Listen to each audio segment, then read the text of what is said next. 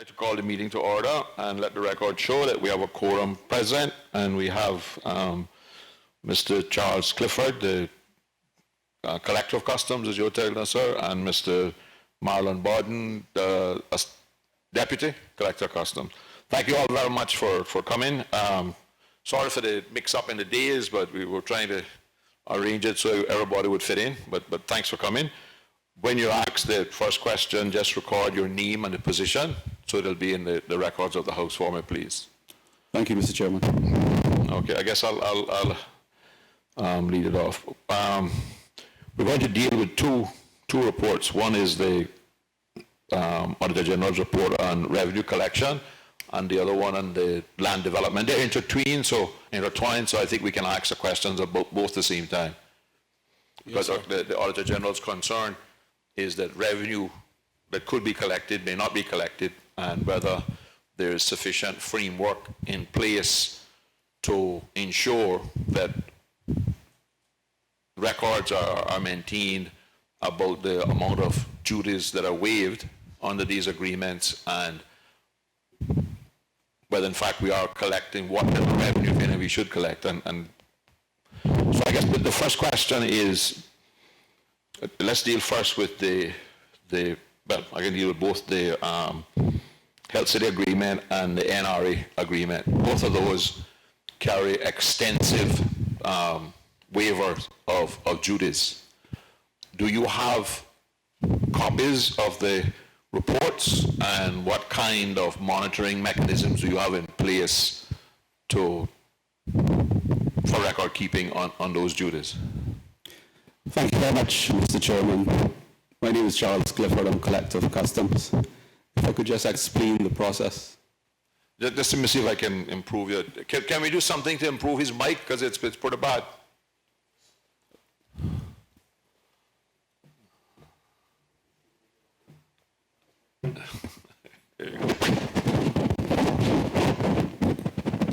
Obviously, you've been a serving member of Parliament and know what we need to do to get our sound system to work. Yeah. He's on his way down, I think. So try and sort it out.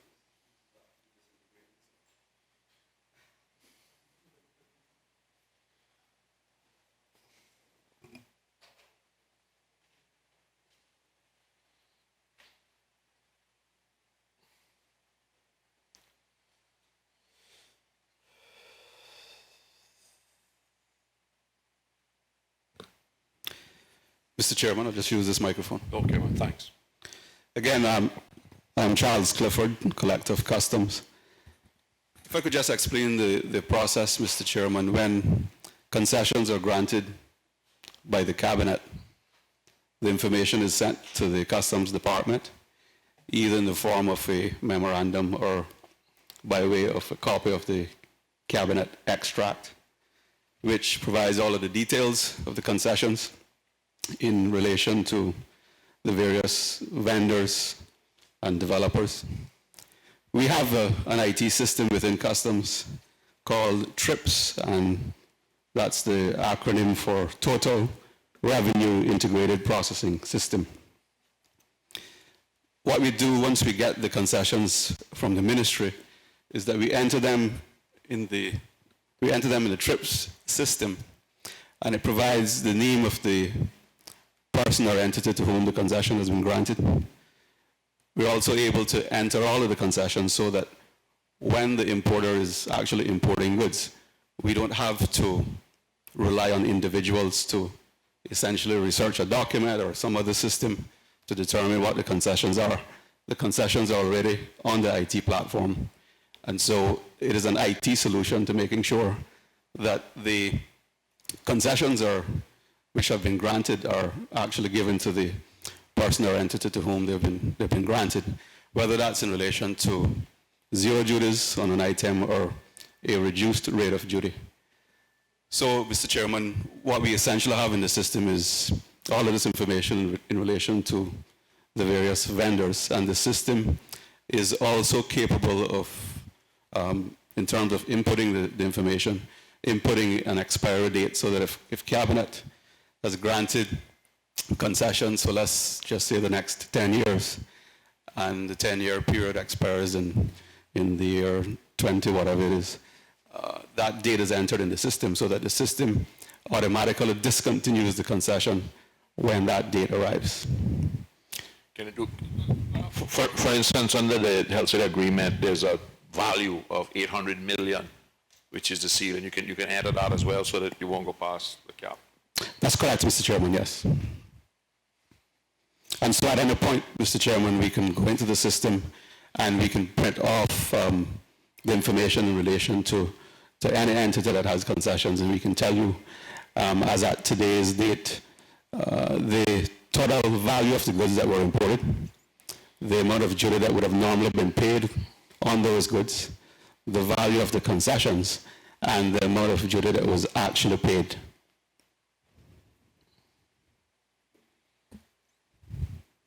Any questions?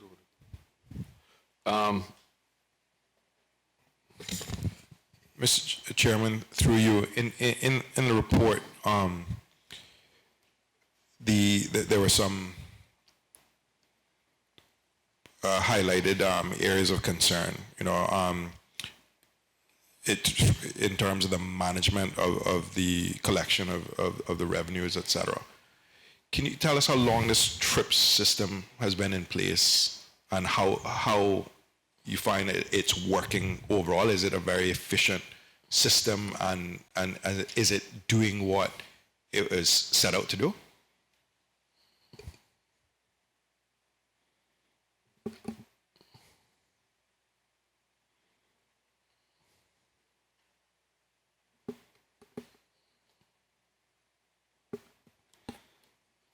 Thank you very much, Mr. Chairman. The system, as I understand it, was recommended from back in 2008, but it wasn't actually brought online until 2011, I believe it was. And around the same time as when we went from the, I believe it was 350 tariff codes to over 5,000. And that's when the new tariff law came into effect. So the system was supposed to be designed to assist with that process and to try to reduce the amount of time that it takes to process a customer.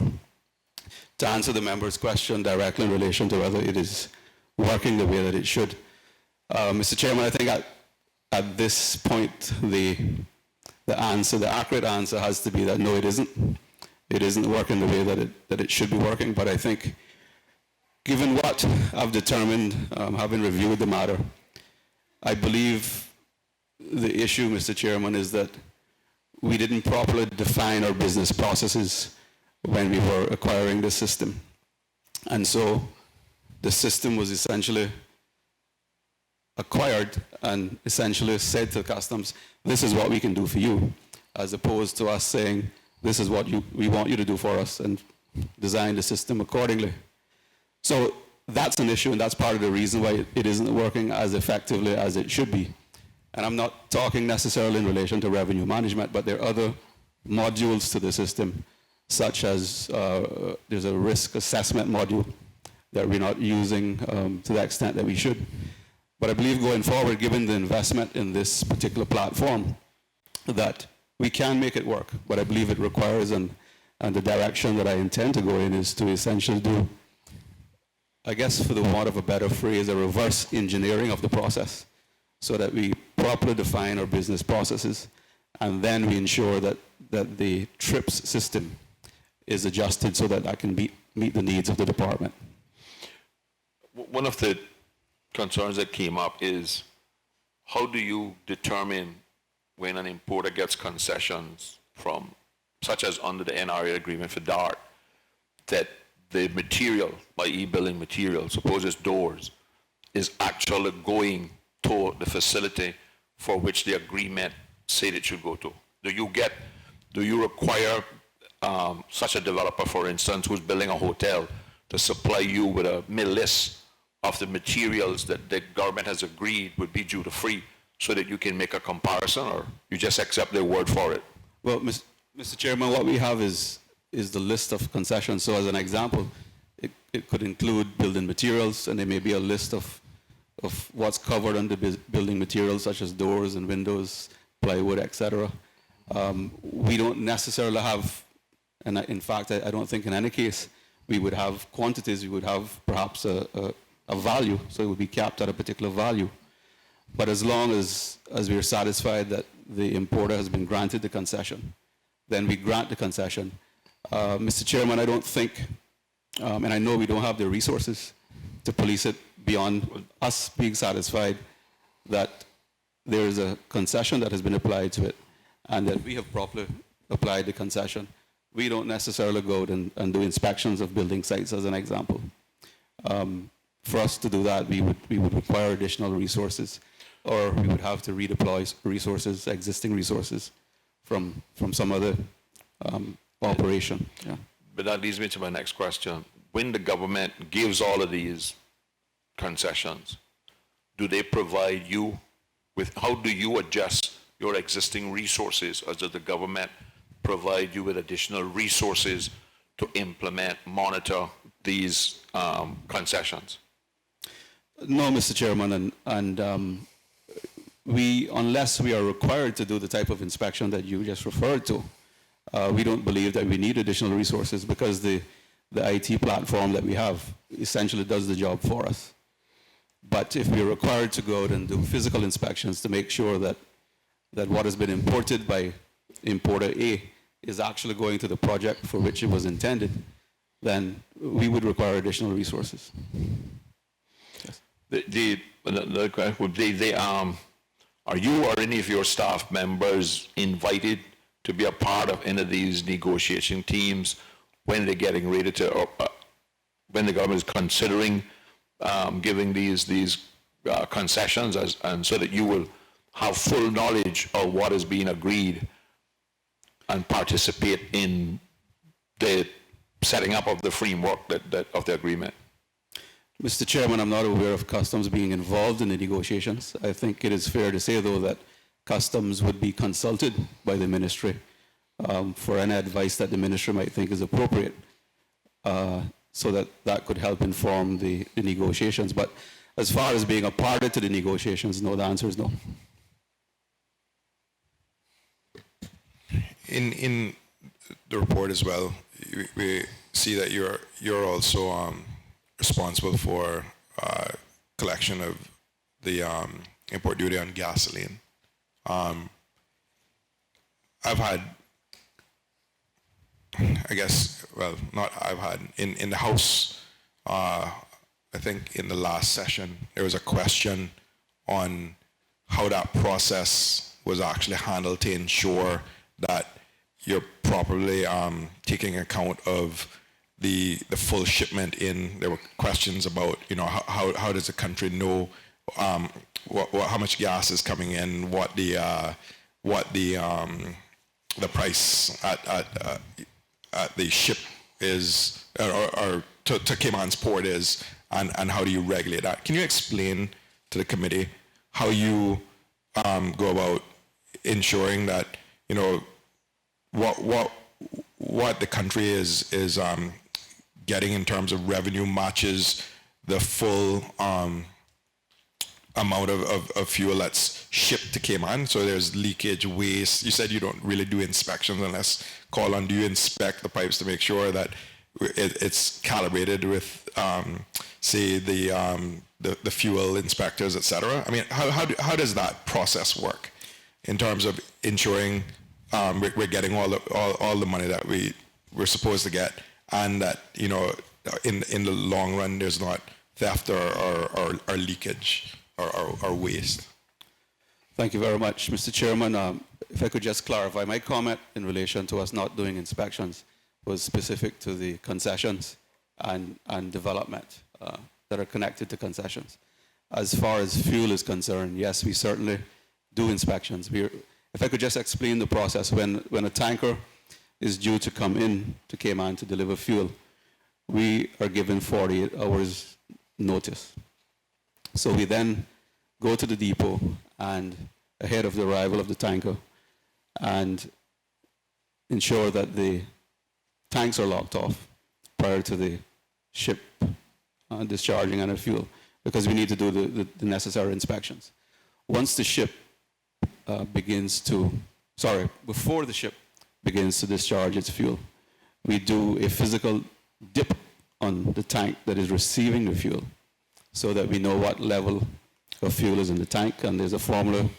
Because of the size of the tank, we know what that equates to in terms of gallons.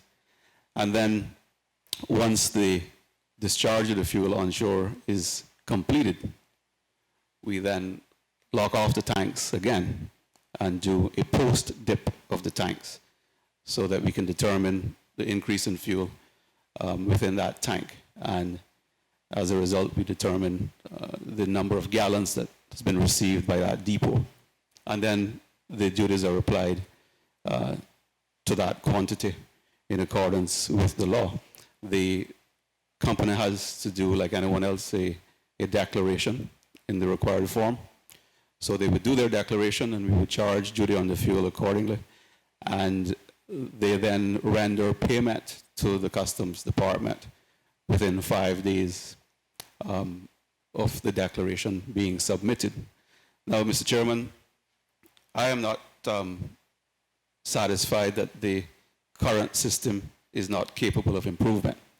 In fact, I've had internal discussions, and we've already had some discussions, some limited discussions with the fuel companies about the piping system that they currently have. Because I think they can certainly implement, and we can require them to implement additional improvements to the system. I believe the correct approach, and I'm saying this because they're already aware that we intend to have an independent engineer look at that to see how we could better design that piping system to reduce the risk of any loss of revenue to the government. But that's the current system in relation to the fuel. Before I go on, I'll just pause to see if there are any other questions that might flow from that. I have a follow-up. When the ship is discharging the fuel, don't they have a meter on the pump on the ship that tells you the gallonage that they have discharged? I think that's correct, Mr. Chairman, and of course I didn't mention the documentation, but there's documentation that must be supplied by the ship, and that is inspected and compared to our pre and post dips. So that's one way of checking what we believe has been received by the tank and what the ship has indicated they've discharged. Yes. Because I would suspect that if you just dip the tank, there would be some fuel in the pipelines that you wouldn't get duty for. You might get it the next time if it's remained there, but if somebody took it out in the period, they would be getting that amount of fuel from within the pipes duty-free. It could very well be that, Mr. Chairman, and then there's also the issue of some evaporation that takes place. So we make some allowances for that. I think there's up to 100 gallons or something like that that we allow in terms of evaporation. So we recognize those types of issues, yes. And thank you for that, because I just wanted to kind of go back to, I think it's page 21 on the EPS consolidated financial statements ending 30th of June 2014, since we're taking them together, right, on number 72, paragraph 72, where they which document are you referring to, sir? This is the entire public sector consolidated financial statements, where the... I don't have that in front of me, Mr. Chairman. But sorry. I thought we were dealing with all of them. Revenue, yeah. The revenue, not the financial statement. Okay, because there was some talk there, and I want to ask a question, but I'll just put this in your mind, just in terms of some of the highlights that the Auditor General brought up, and just for your consideration for a question down the road. They were talking about the weaknesses in the systems at Customs, right? And the control around the processing of goods, including when they tested the harmonized codes were rarely used either in the Customs import-entry forms or liability forms. They were talked about the incorrect rates within the published law, the verification of goods movement in the bonded warehouse, and refund of duties, right? And what I wanted to see was having, if you had read and considered that report, how these things were being addressed. But I'll leave that question in the future, down the road. But it was just to try to see, A, having read this report, B, having seen whether or not you accepted it, and B, what has been see what has been done in the interim. But I'll get the sergeant to give you that report. Mr. Chairman, I have both of the AG's reports in front of me, and I've read that particular section of the report to which you're referring, but I thought you had made reference to another document that I may not have had in front of me. But as far as the issues with respect to the incorrect duty being applied to some items, I believe the item that was flagged, I believe, was some type of shellfish. And what I can say about that, Mr. Chairman, is that we, within the system, within the TRIPS system, we have the correct rate of duty. And we've also, and I don't remember the date now, but we did submit the correction to the tariff law, to legislative drafting. It hasn't made it into the 2015 revision, but I would hope that it would be into the 2016 revision of the law. But I think the important point in relation to that, Mr. Chairman, is that we are, despite what is stated in the law with respect to the particular item of shellfish, I think it's in the tariff law as 17%, and it should be 12%. And within our system, we're charging the correct amount.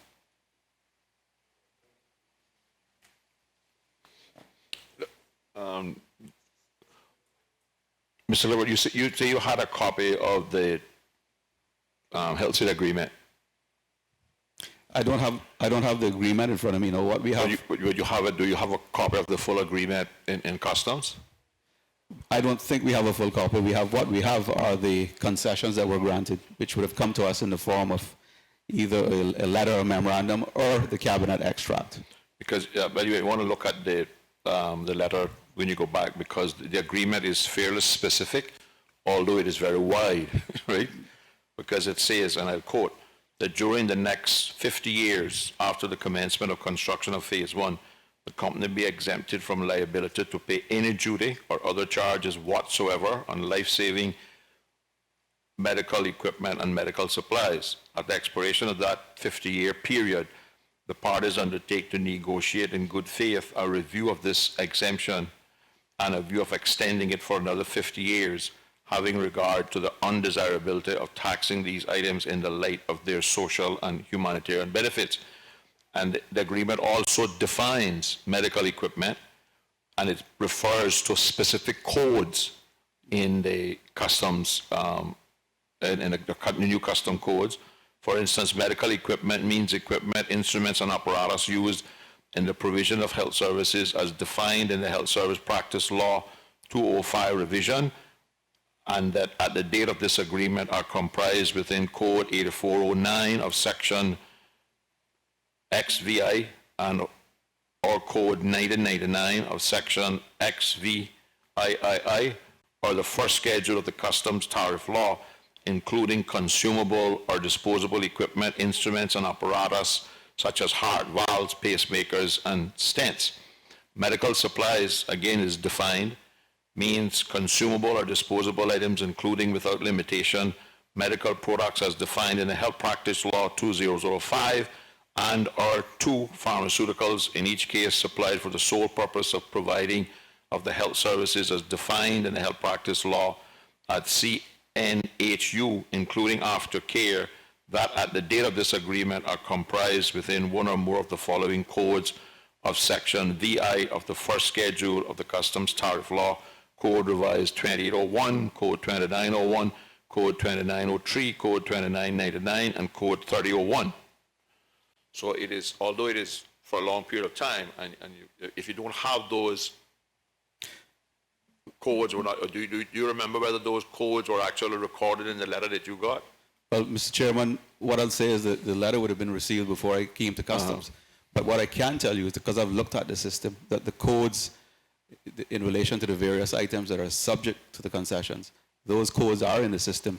So when we set up the concessions for a particular entity or individual, those codes are entered. So the information must come to us in some form, either through the cabinet extract or through a letter, or perhaps in some cases the agreement itself. Yeah.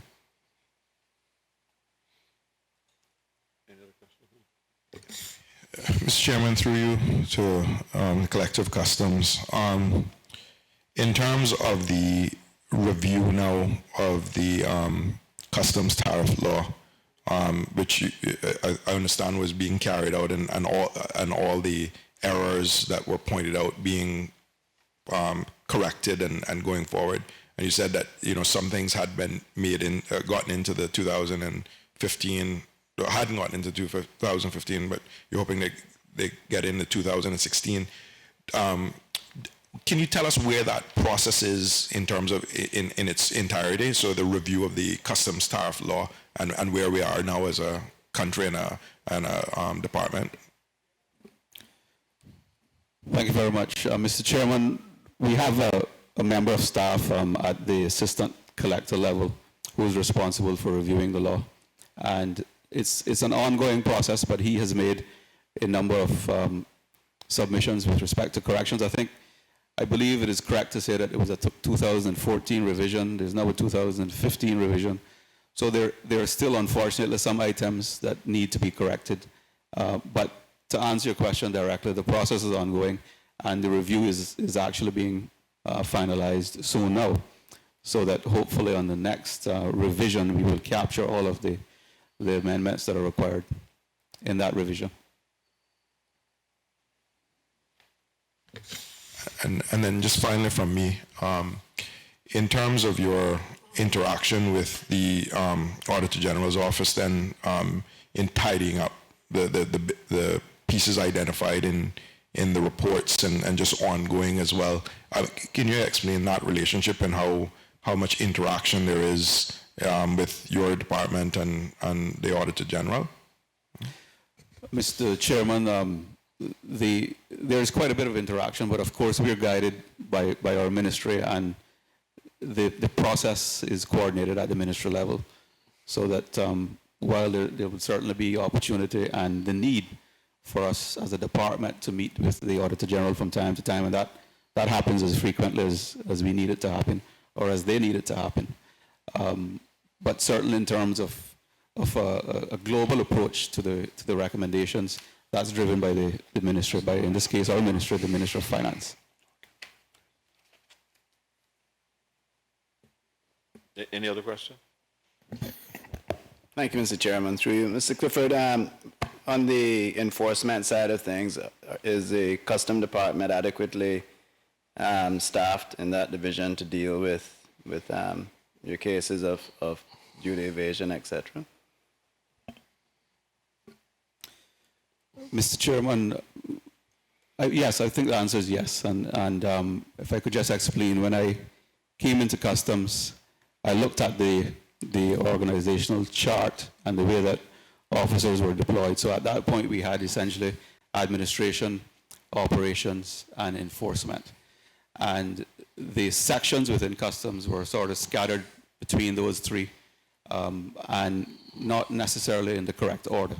So then I did a restructuring of the department under three primary headings: administration, revenue collection, and border protection, and rationalized the various sections under those three main headings, with three deputies, one in charge of each heading.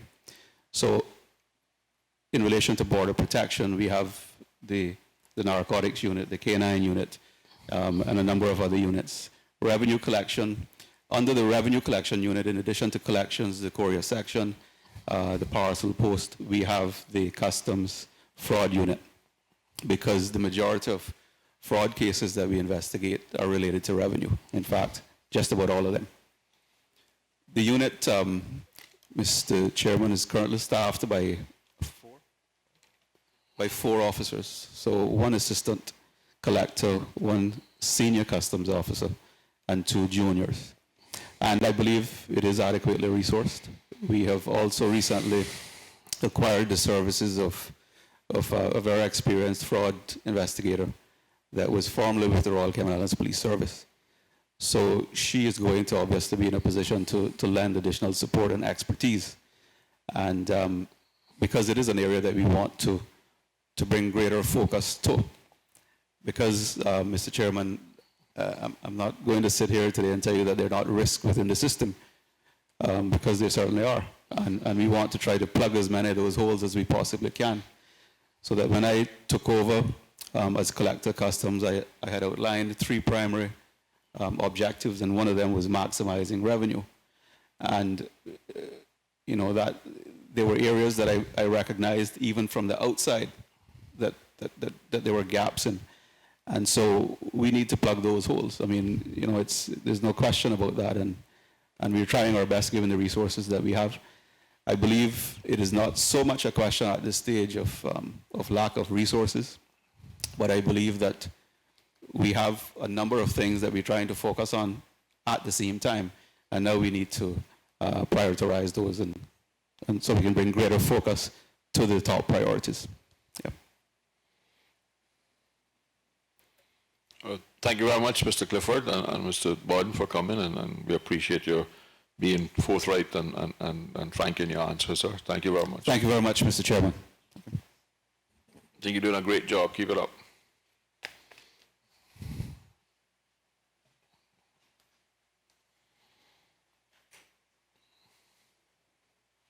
Is Leonard Nemo there? He coming at 3 o'clock. Mr. Chairman, if I could just, Yeah, I should have said earlier that I had, or I should have formally thanked Deputy Collector Marlon Borden for being here. He is one of the 3 deputies, and certainly want to thank him for his support today. I didn't leave you out, did I, Marlon? I thank you too, right?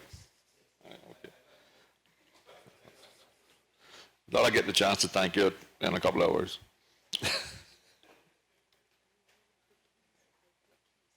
Okay, great.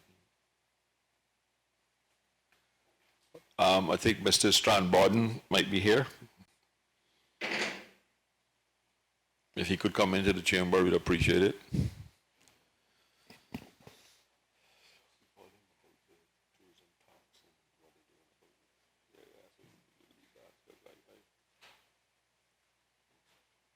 need to spend a little time on this statement I'm going to get in. If I was smart, I would get my lawyer to review it, but listen.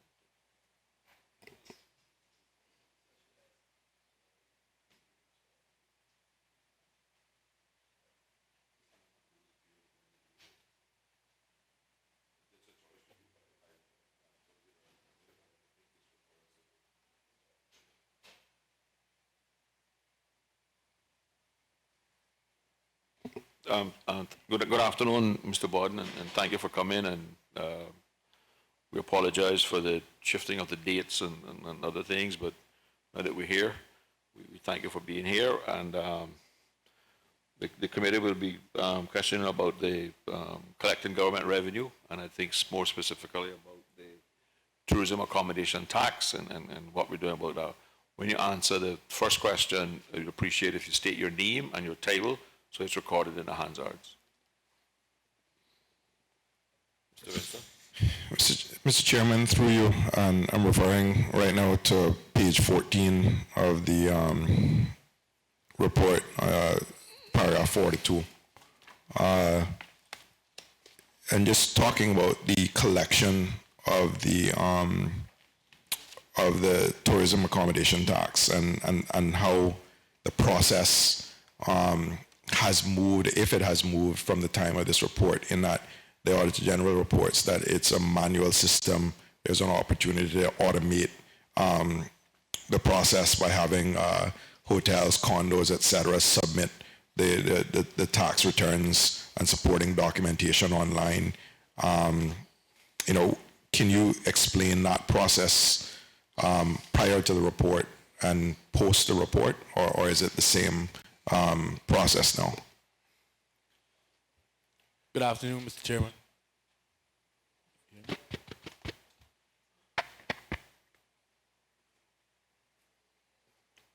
Can we get his mic? If it's not too much trouble, would you mind sitting in the back row? Those mics seems to be, sorry about that, but the mics in the back row seem to be working a little better.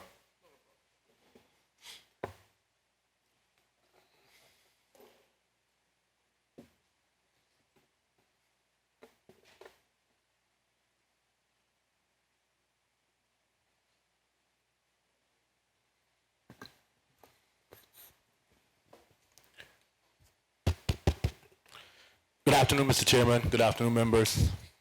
Strand Barden, Chief Officer in Administrative District Administration, Tourism and Transport. I would also like to say that I have Ms. Georgette Barden, Budget and Reporting Manager from the Department of Tourism, here with me as well to support me. On the first question from the member in relation to the automation, since the audit has taken place, there has been increased automation, but not to the extent of online applications. We are of the view that the online application and submission for tourism accommodation tax would need to be a much more wider government initiative to really feed into the government financial system network. So how we've automated it since then, or increased efficiencies, is through a system that we have, the tourism revenue production system. And what we've done with that system, we actually now have the automated generation of template letters if you're not in compliance with either submitting the amount of tax you should or the supporting documentation that you should. So that is what has taken place since. And again, just as a follow-up to that, but do you see a time then when kind of government systems are on par, maybe the whole e-government module, where you're building and going that way to have something that is that can be accommodated into that overall plan?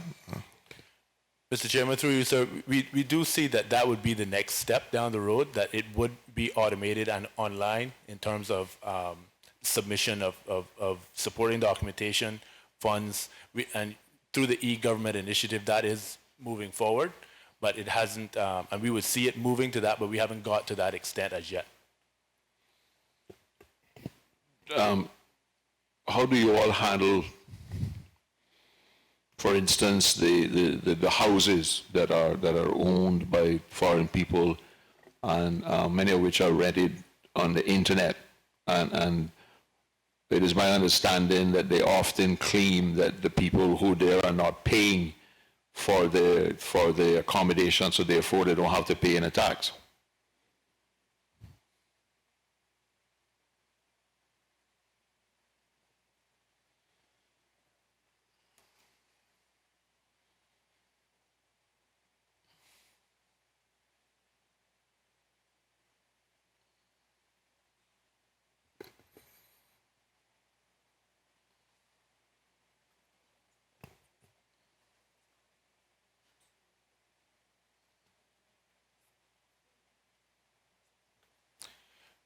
Mr. Chairman, thank you for the question.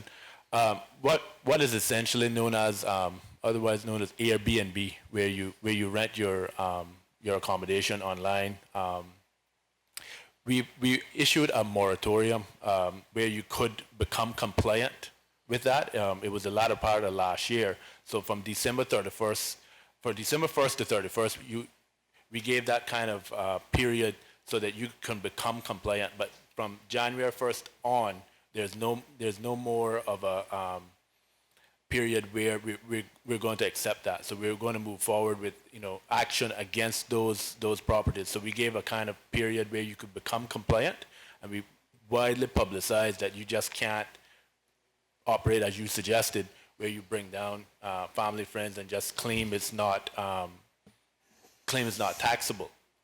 So we now enforce that. We realized we couldn't just draw a line in the sand and say, we're just going to come hard and enforce this. We gave you a time that you could actually become compliant, and now we're enforcing it.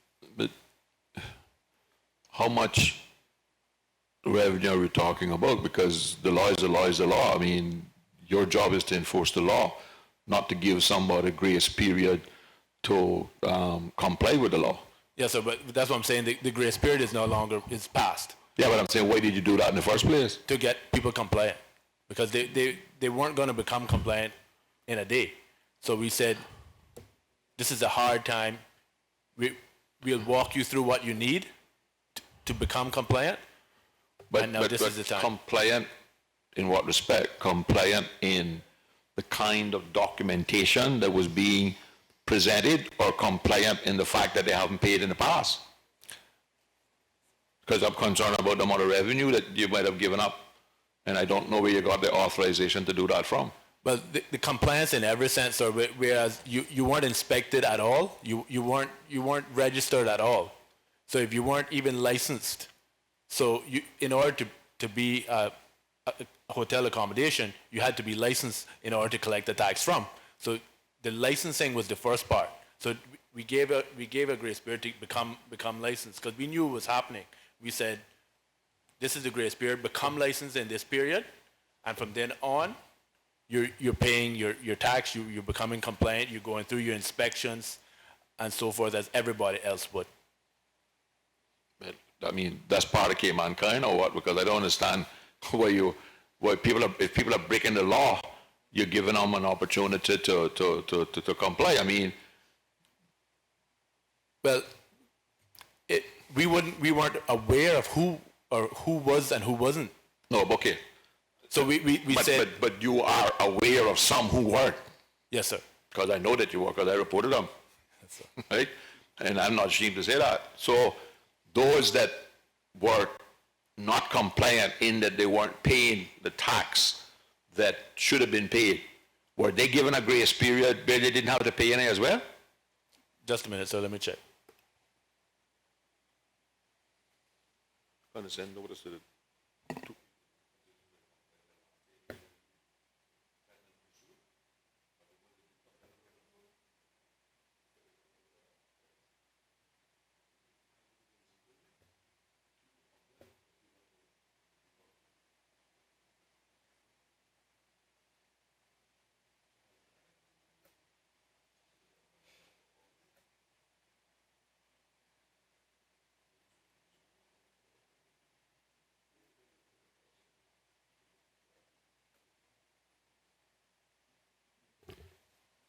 Mr. Chairman, through you, sir, from what I understand, the Department of Tourism contacted Airbnb and found out there were approximately 100 properties that were conducting this kind of business and not licensed.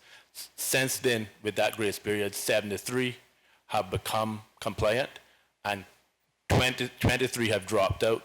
4 we're going through the process of getting them licensed.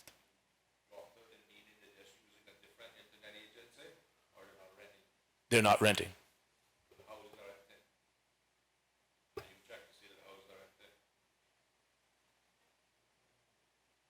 If I could just get Ms. Georgette to answer that. Thank you, sir.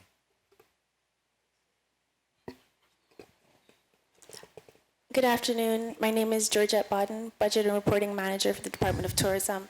To answer your question, so there were over 100 properties that were on Airbnb, and we just happened to find out because a lot of people were complaining about it.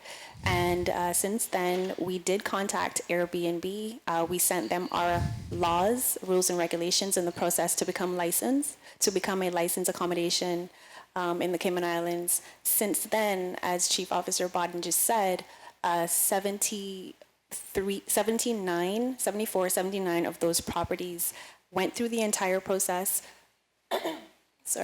Went through the entire process of becoming licensed. So they have to pass the fire inspections, go through Department of Environmental Health, and also through the Department of Tourism. Once they are approved by these 3 entities, they then become licensed to conduct this rental in the Cayman Islands. 23 of those properties decided they didn't want to pay the fees, they didn't want to go through this entire process anymore, and 4 right now are just going through the process of being licensed and trying to understand the whole process. So as to answer your question about the properties that decided to drop out of the rental pool, that is from an inspections perspective, and I don't know right off how they're dealing with that, but I can almost say that they are dealing with it in terms of ensuring that these properties are not still in operation. Yeah, thank you. Through you, Mr. Chairman. Can you say whether or not the Department of Tourism is monitoring the sites to see if any of these accommodations have popped back up advertising on the site? Yes, sir. Through the chairman, there's more than just the Airbnb. There's like VRBO and other websites. Our inspections team actually go on those sites on a daily basis just to check for new properties. We even have instances where there are unlicensed properties, unregistered properties that are paying taxes. So that's another way that we find out properties that are collecting taxes and not licensed. So we then go through the whole process of contacting them and having them go through the process again. So yes, to answer your question, there's Airbnb, VRBO, other websites that we do check. In terms of your inspection process, you mentioned VRBO and other ones. What about the locally kind of managed properties where you have like an on-site manager that does daily, weekly rentals? Like, what's the inspection process for 7 Mile Beach condos and Northside, Cayman, rentals? Well, can you explain that inspection aspect of the collection? So, thank you, Mr. Chairman. Through you, sir. So the inspection process is that you're inspected once per year. Unfortunately, we only have one hotel inspector right now, but we are actually recruiting for a second to try to bump up that workload, because as you can imagine, with 5,000 rooms is a lot to inspect. But there are annual inspections throughout the Cayman Islands and of course Cayman Brac and Little Cayman as well. They get inspected once per year. Through you, sir, to Mr. Bodden. Does that inspection include verification of the completeness of their submissions with regard to tourism accommodation tax? Because I think that's the route where we're trying to get down to, is to understand that what steps, particularly with regard to tourism accommodation taxes, what are the controls and what are the processes in place to make sure that you collect all that you should be collecting? And the periodic inspections and audits are, to me, a significant component of that, or should be. Through you, Mr. Chairman, the inspections right now is more for quality assurance, is actually not specifically on the finance side and the tourism accommodation tax side. So what we do currently, for the larger properties, we actually sample the submissions. For the smaller properties, we actually do 100% check on the submissions, but the hotel inspectors are, for lack of better words, as I said before, quality assurance in terms of the quality of the offering of the rooms, the amenities, and so forth of the hotel. So they're not finance people, they're not accountants, they're quality assurance people. So the audit purpose, we actually have a team of 3 in the Department of Tourism that checks those submissions that come in. Thank you, Mr. Chair. Mr. Chair, through you, can Mr. Bodden explain how this is monitored, as far as, say a condo has 6 rooms available, how many are rented and how many days of the month, and I mean, how is it monitored? How do we know that they're actually paying what they're supposed to pay? So there is a certain amount of, and I figured this would be a question, Mr. Chairman, there is a certain amount of trust that we do have to have with the properties, that what they're going to submit. So this is why on the larger properties, again, we pull a sample in terms of make sure that the documentation is there to support the tax that they put forward. And on the smaller ones, we do 100% check in terms of the tax put forward. Yeah, but you check what they submit to you. Yes, sir. I've rented 10 rooms at $100, therefore the tax is X. That calculation is what you check. Do you have any way of checking whether they did in fact run 20 rooms for that period of time, but they only paying on, they only reporting 10 in terms of their occupancy? Not as far as I'm aware, sir. Because I believe that is where we're losing more revenue than them miscalculating the formula. Because then this has been an ongoing thing. And I know that I made a recommendation a long, long time ago that the only people who should be allowed to stay free in a house or a condo is the people who are registered as the owners on Lands and Survey. Everybody else should at a minimum have to pay the accommodation tax, because I am aware of several properties that, well, I haven't checked them out recently, but for a good portion of the year, they are occupied by family and friends who they claim are not paying anything. And how do you audit to find out whether these people are paying? Do you do an odd chance, just walk up to the house and say, you know, how much you paying to rent here? Which I did, and they told me how much they were paying, but they reported to the government that they was paying nothing. The owner reported to government that, no, that's not true. They're not paying me $500 a day. They're staying for free.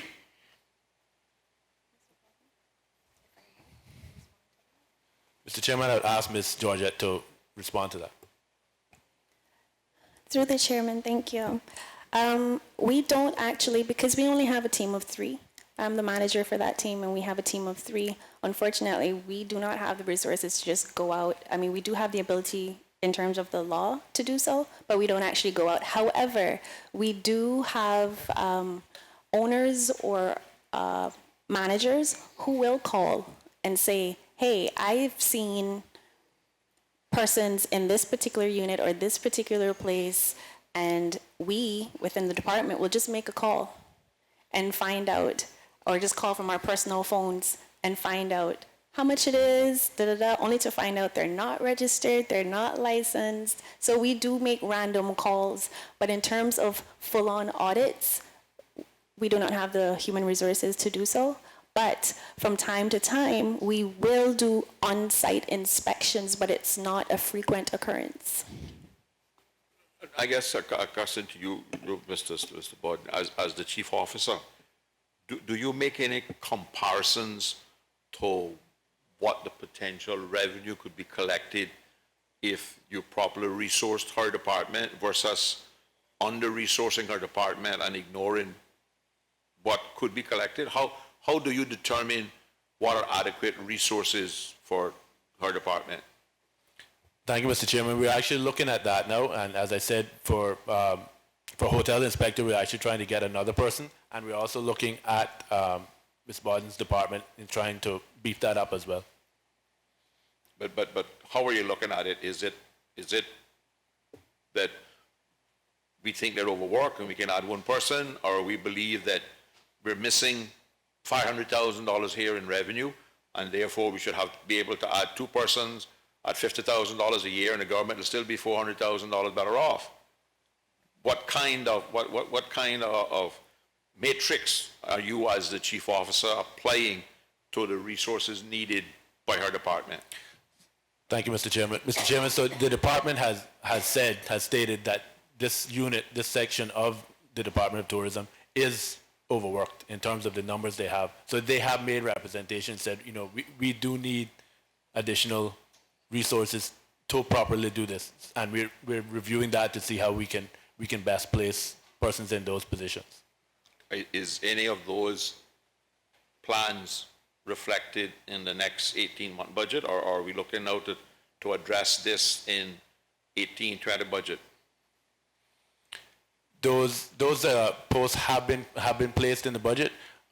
I don't know what my good friends, Minister of Finance to my right, will do with those posts, but we have positions earmarked for this. Well, I would hazard a guess that if you presented to the financial sector the budget, that you believe you can produce $500,000 in income by spending $100,000. I don't know him to want to turn that kind of deal down. That's why I'm asking if you have this kind of matrix, or it is just based on somebody in the Department of Tourism saying that we believe this particular unit is overworked. Mr. Chairman, as we said, we know it's overworked, so we have put the request in.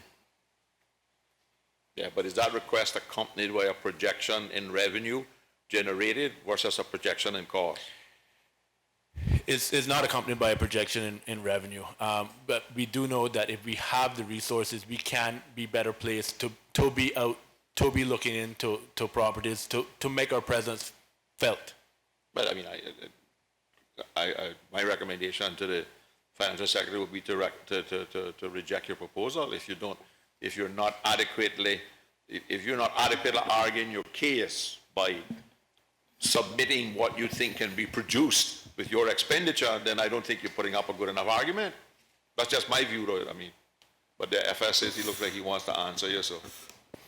Thank you, Mr. Chair. Mr. Chair, I just simply wanted to confirm to the committee what Chief Officer Borden has said. It was indeed only just yesterday that we were looking at the ministry's budget submission for the upcoming 18-month period, and to say that the ministry has put forward quite a number of recruitment of additional staff that it wanted to actually take place.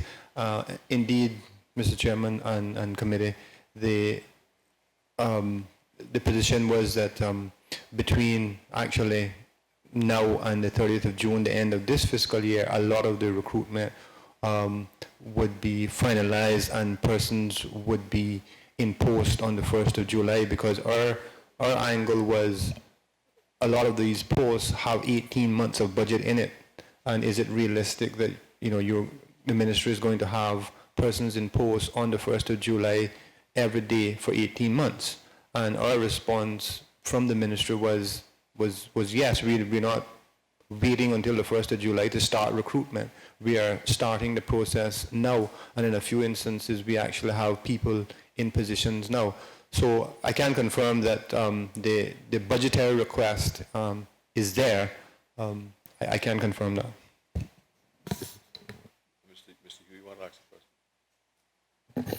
Thank you, Mr. Chairman. Through you, Mr. Borden, I would assume that the best place for you to get the information or to figure out where you're losing on revenue would be through the immigration department on the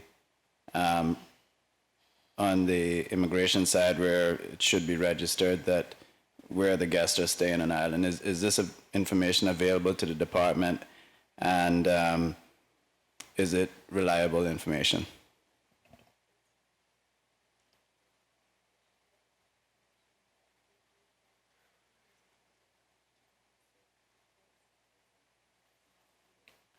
Thank you, Mr. Chairman.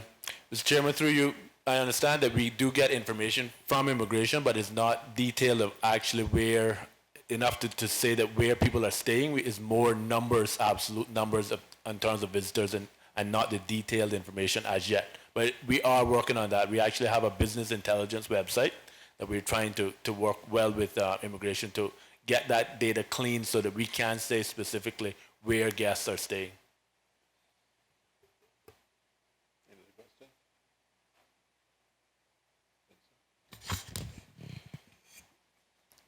Mr. Chairman, through you, in terms of the full recommendations by the Auditor General, what kind of follow-up have you done to ensure that they're kind of happy with the trajectory that you're on, and some of the explanations that you've given today about the e-government system, etc.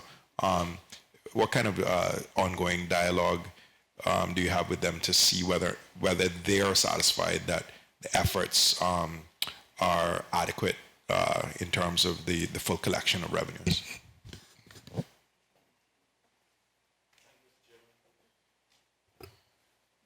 Thank you, Mr. Chairman, for the question. We do have a very good relationship between the Ministry of Tourism and the Office of the Auditor General. So there's been exchange of emails in relation to the report.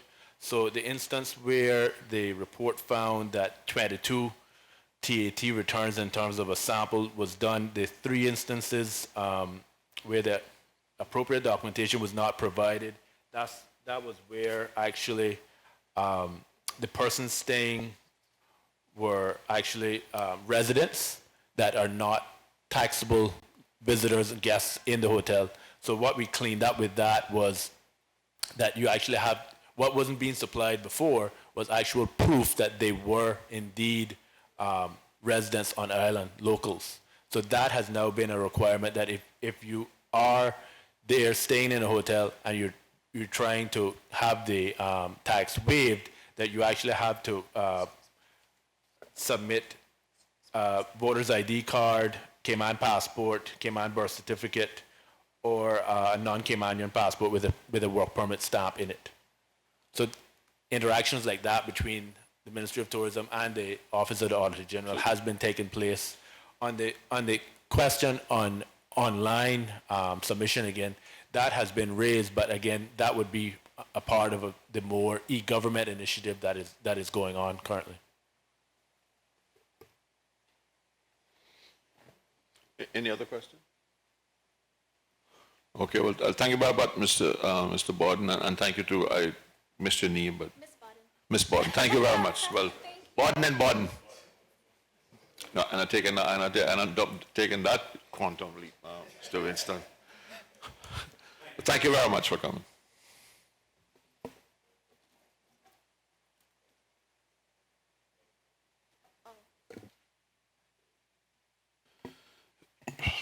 Well, I think that gets us to the end of the witnesses for the land development, collection of revenue, and other stuff.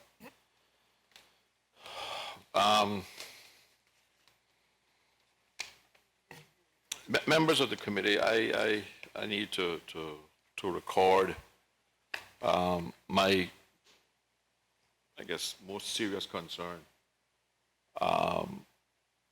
about some of the evidence in two particular cases that was presented by the chief officers, Mr. Alan Jones and Ms. Jennifer Ahorn, in evidence that they gave us, which I may have documentary evidence to contradict.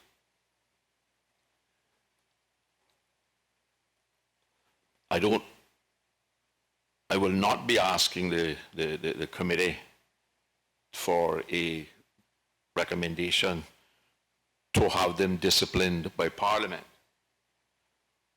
But I will be asking the committee to allow me to write the Deputy Governor and ask that they be disciplined, because I believe it is high time that senior civil servants who come here to this, particularly to the Public Accounts Committee, are expected to tell the truth, the whole truth, and nothing but the truth. For instance, Ms. Ahorn indicated that when we were dealing with Health City, that no local entity had applied for Judah concessions and been denied, or that it wasn't dealt with. Since, and I have been trying to get copies of the Hansard so that I could quote her. Hopefully by the time I'm writing my report, I will get it, because I asked for it, I think, on the 11th, and it's still not ready. But I have been presented by one of the persons who applied almost a year ago for concessions. And they have given me their permission to say who they are and what they applied for. And while it may be absolutely correct to say that they have not been refused, they have not been responded to. And the letter is dated April the 30th, 2015. And their interpretation of no response is a refusal.